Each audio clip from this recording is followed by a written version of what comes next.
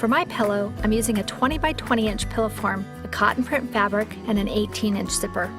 I'm using a basic Singer sewing machine, which is perfect for beginner projects. Just make sure you have a zipper foot attachment. Begin by measuring the pillow form from seam to seam and add 3/8 of an inch on each of the 4 sides for the seam allowance. If the fabric has a pattern print, then plan where the print will fit onto the pillow and cut accordingly. My cutting tip is to use pinking shears to keep the edges clean and fray-free. Place the right sides of the pillow fabric together. Sew a basting stitch along the bottom edge of the fabric using a 3/8 inch guide on your machine. A basting stitch is simply a longer stitch length which holds your fabric in place until the final stitches are sewn.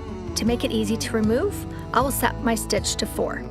Measure and mark where the zipper will begin on both sides of the opening. Reset the stitch length to 2.5.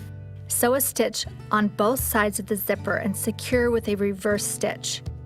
You will do this on both sides of the zipper opening. Remember to backstitch a little at the beginning and the end to reinforce the stitching.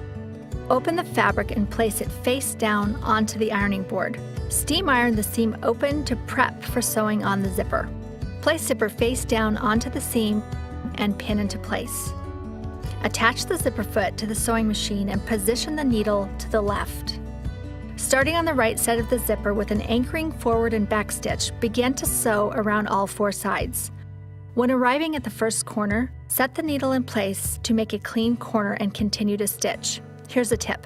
Backstitch both ends of the zipper as you sew to get that extra reinforcement. Once complete, trim the threads and carefully remove the basting stitch with a seam ripper.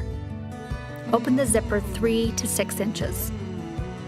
Place the right sides of the pillow fabric together, pin into place, and stitch along the remaining 3 sides of the pillow using a basic running stitch.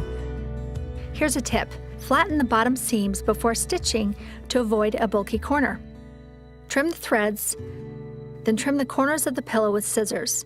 This will stop the excess fabric from bunching in the corners once complete. Turn the pillow right side out and gently push the corners out with a blunt tool. I'm using a bone tool from my paper crafting kit. Finish by pressing all of the seams with a steaming iron. Insert the pillow form into your finished cover and voila! This is a perfect pillow cover for my seasonal decor. It's simple to make and the cover can be removed for washing.